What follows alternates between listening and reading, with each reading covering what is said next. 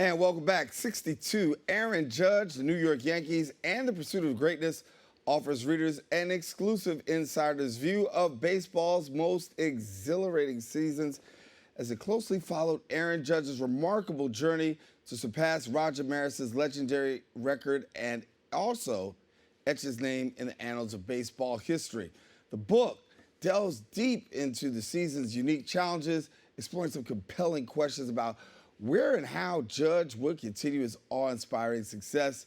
And here now, the Yankee reporter at Major League Baseball, Bryan Hoch, who's also the author of the book. And Bryan, good to have you. Great to be on with you. Thanks for having me. Thank you. I guess I gotta ask you the question first and foremost. I mean, we know about Aaron Judge's historic season, but when did you get the idea that we were on to something great here? I'll tell you what, go back about probably a year, and Judge, the team was playing great. They were had a first place lead in the American League East, and I know it feels like that was a long time ago, but it was only a calendar year ago. And I think that you look up and Judge had 31 home runs at the All-Star break, and he's having a great MVP type year. The team was playing great. And I said something special is happening here. And I think that as the season continued, it really became a phenomenon where it was a national story. Every night when Judge came to the plate, they were cutting in on college football broadcasts. I mean, it was really a special, special time to be around the Yankees and to be a Yankee fan if you were watching at home. So for yourself, obviously going back to last season, it was historic. You were able to capture it and put it in the book form for all of us to be able to read. But for yourself, what was the point that you said, you know what, I got to get the writing because this here is going to be something we're going to be talking about for a long time to come?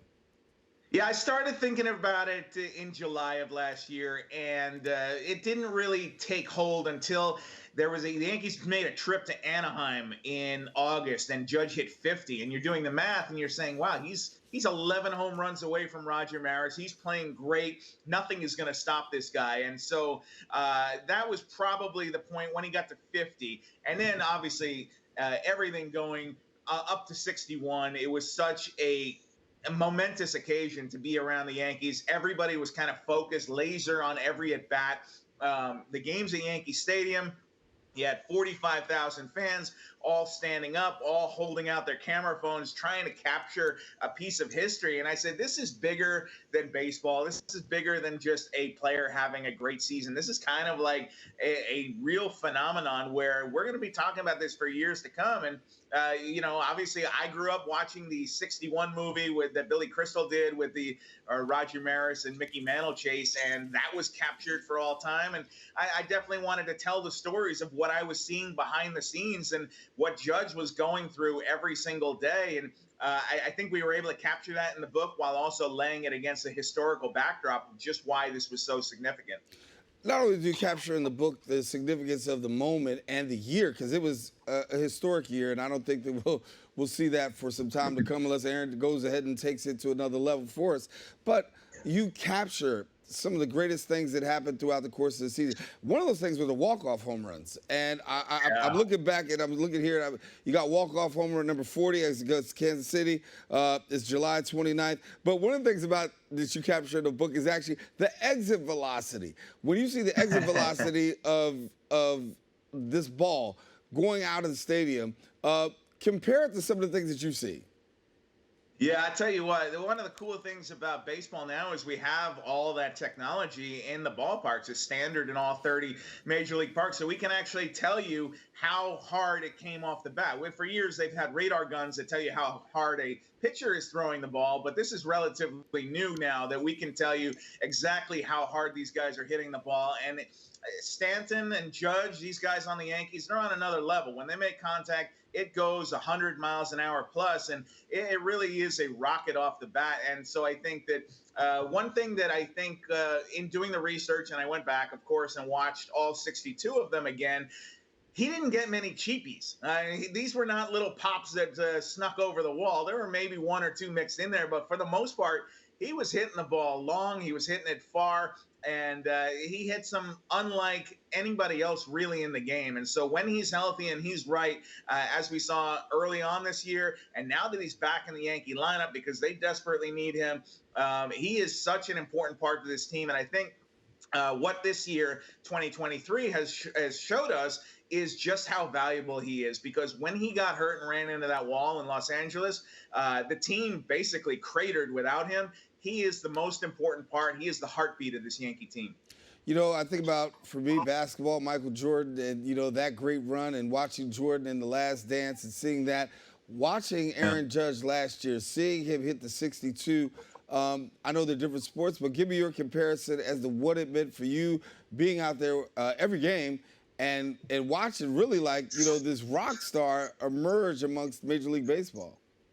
I'm so glad you brought up the Jordan documentary, because that was kind of one of my inspirations to doing this. Is that now, obviously, I didn't have a television camera. I had a notepad and a recorder, but I'm there every step of the way, and I'm traveling home and road with the Yankees, and I could just tell that something nationally important was happening with Judge, and that was early on in the process, where he is one of the faces of Major League Baseball. I would argue that he and Shohei Ohtani are the two most recognizable stars in Major League Baseball. And so what he was going through on a day-to-day basis, and what really struck me about it, was even as the media, even as his teammates were all focused on, is Judge going to catch Roger Maris? Is he going to break Roger Maris's record? His focus never really wavered. His focus was always on, what can I do to help the Yankees win a game tonight? Whether it's on offense, whether it's on defense, he can make a great play in the outfield. If he had to take a walk because the pitchers were not willing to pitch to him, he was fine with that. He would go to first base and rely on his teammates to do the damage. So I think he has been the ultimate team player. That's why he got named captain of the Yankees, which is something they do not throw around lightly. And I don't think that the pressure of the chase really set in until he got into the high 50s, when the Maris family came to the stadium, when they were traveling around, when his mom and dad and wife were coming to all the games. That's when I think he really started to recognize the magnitude of the moment. But what made it easy for him, I think, probably 1 through 59, was he was just focused on whatever he could do to help the Yankees win every single night, and that kept it simple for him. Yeah, Brian, you tapped into it for me because you talked about Maris's family, and I mean, here he is chasing Roger Maris. That record goes down. Here comes Judge. But you had the Maris family actually going to games and taking part. Yeah. You also had the Maris family, Roger Maris Jr., write a forward in the book. Talk to me about how much they were, you know, supporting Judge through this whole ordeal. Yeah, I think it's just a wonderful passing of the torch. Roger Jr. did write the foreword to the book, and I think they're so appreciative now that this record belongs to not just a player of Judge's magnitude, but another Yankee right fielder. And there's so much cool symmetry in it, in that Babe Ruth at 60, Roger Maris is 61, Aaron Judge is 62. They all played in the same city for the same team. They all played right field for the Yankees. So it's really cool that that the numbers work that way. And the Maris family, they were there for the Mark McGwire, Sammy Sosa chase in the late 1990s. But I feel like they've soured on that now that we know what there was performance-enhancing drugs involved and all that. So I feel like this was kind of a fresh start for them, where and Roger Jr. writes it in the forward, you can point to Aaron Judge. You say, this guy did it the right way. He did it clean. And now the Maris family considers him the true home run king. So I feel like it was great to kind of get a passing of the torch from the Maris family to now Aaron Judge as the single season home run king in the American League. Before I let you go, got to answer the question that everybody wants to know. Do we see it again? 62? Do we see 63? I mean, we know it's not going to happen this season, but can we see it again from Judge?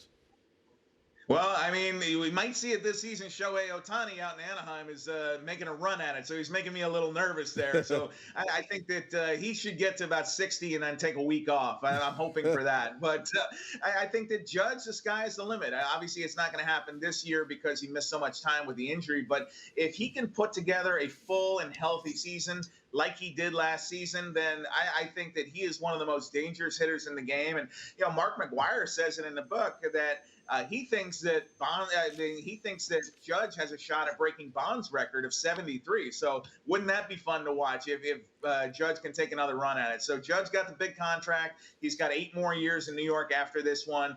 We know he can hit in Yankee Stadium and perform in New York. So he's just got to stay healthy and stay on the field. And I think he could take another run at 62. Well, I'll tell you what, he gave a lot of us here in the Bronx, of course, and across New York City, across this nation. I mean, sports fans were glued and riveted to seeing what he did and what he did for, the borough, the city. It was just great. I mean, I like showy, but my job is right here in the Bronx, so we gotta hold it down. I You know hear what I'm you. saying? All right, Me listen, too. Bryan, I gotta Yeah, let you no. go, but thank you so much for being with us. You got it. Thank you. Thanks for having me. All right, Bryan Hoch, the author of 62, and if you want more information, please visit his website, bryanhoch.com, and then also follow him on Twitter at Bryan Hoch. Encourage you don't go anywhere. We got more open coming up right after this.